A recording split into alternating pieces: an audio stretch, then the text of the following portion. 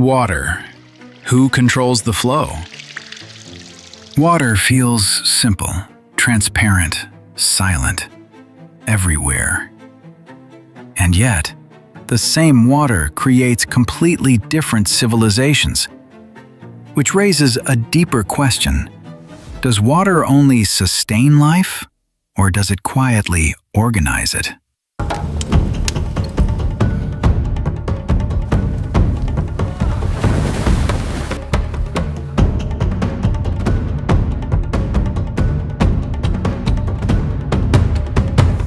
You rarely think about water. The most powerful forces in life are the ones we stop noticing. Water is one of them. Water might be the most fragile system holding modern cities together. You turn the tap, you expect water. Nothing. Without water, suddenly the room feels different, and you don't know how to fix it. You trust water without thinking, transparent, fluid, ordinary. And somewhere else, someone is waiting for a truck that might not come. That's how fragile the flow is. Access is not universal, but if it appears at your place, you probably don't think about the pipes or the reservoir upstream, or everything standing behind that simple turn of the tap. You don't think about it. Who thinks about it? In some places, water runs without interruption, clean, pressurized, and reliable. The contrast is when water arrives by truck or doesn't arrive at all, and someone has to wait with a bucket or stand in a queue. In the Netherlands, much of the land sits below sea level. Dikes, pumps, and flood barriers protect entire cities. If they stop working, the map of the country changes. Everything related to water, it's not policy, it's survival. In Cape Town, there was a moment when people counted the days. Day 0, the date when the taps might run dry. Shower timers appeared in bathrooms, and buckets sat under running water to catch every drop. Lawns turned brown on purpose. 50 liters per person, per day. You felt it in the way people spoke. When the water truck didn't arrive, the day didn't start. It stalled. In the north of India, the Ganges is not a postcard river. At sunrise in Varanasi, people step into water that should be holy, but doesn't behave that way anymore. Flowers, ashes, clothes, they all float. So does waste.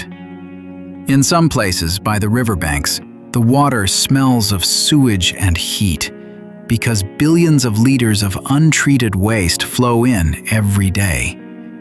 You see it not on a chart, but in the way children splash as if it were clean, and how dogs drink from the edge without hesitation, unaware of the foam on the surface and the unseen bacteria beneath.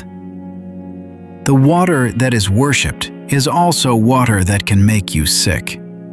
We depend on water more than we admit, not just to drink or grow our food, to cool machines or keep our cities alive. When the flow weakens, nothing collapses at once.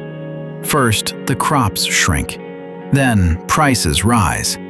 Then, people eventually leave. Eventually, mass migrations.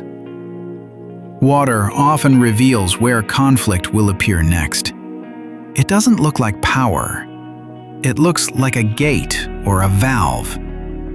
If water remains stable and drinkable over the next few decades, we can be proud of ourselves as humanity. But if nature or someone else decides to interrupt the valve, much more than water is being decided. Just like people followed rivers in less developed periods of civilization, not for beauty, for survival. The Nile rose and fell, and whole communities watched the waterline like a calendar.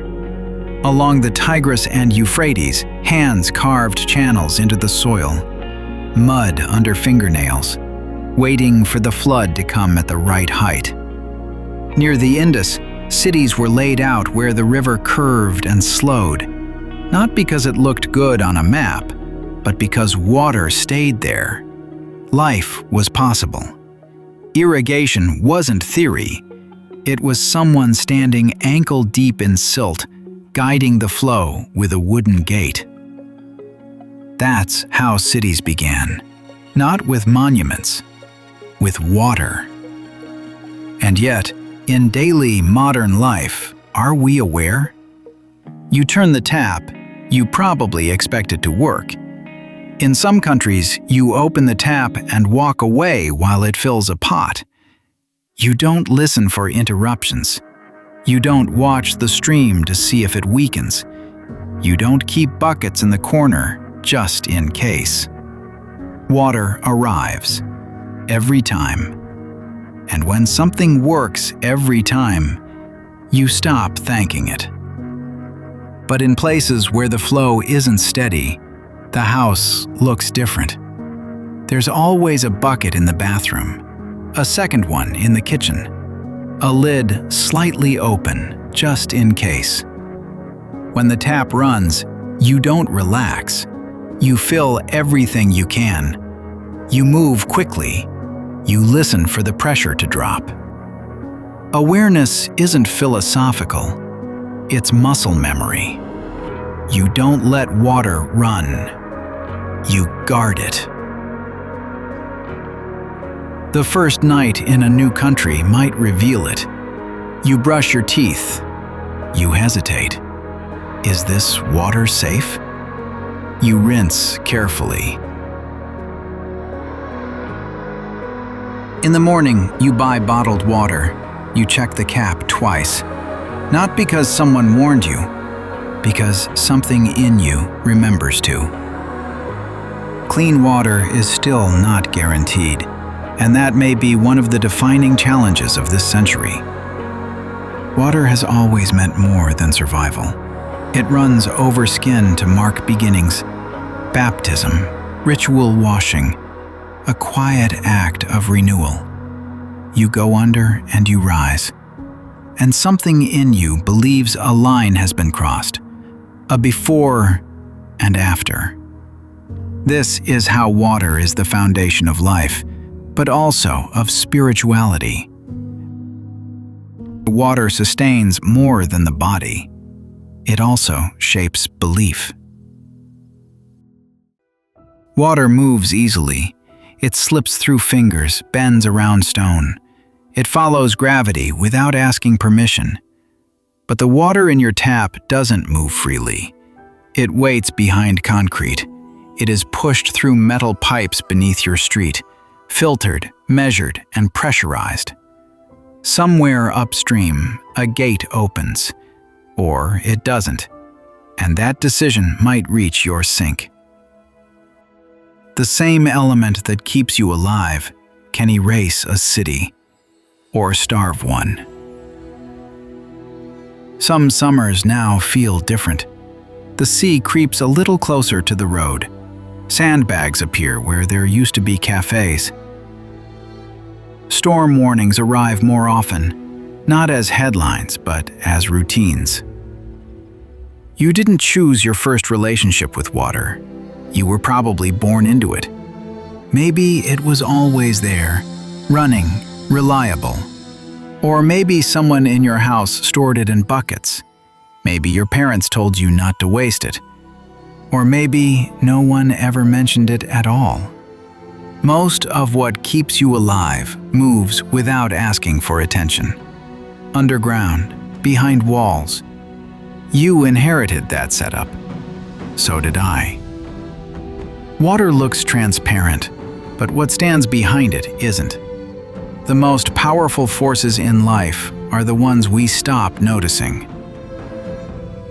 If the stream stops, life rearranges itself quickly.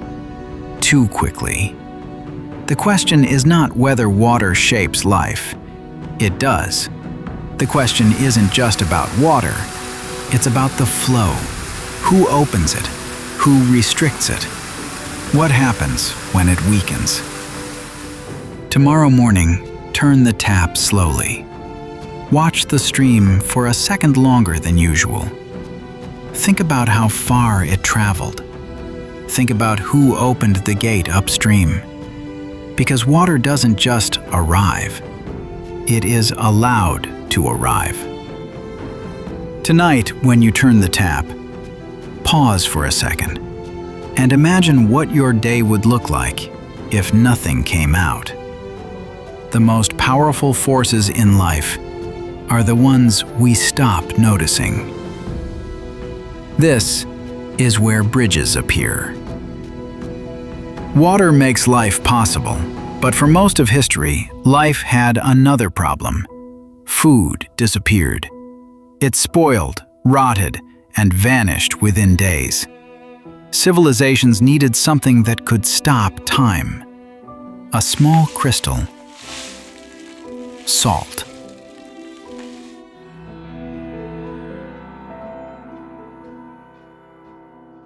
Let's walk.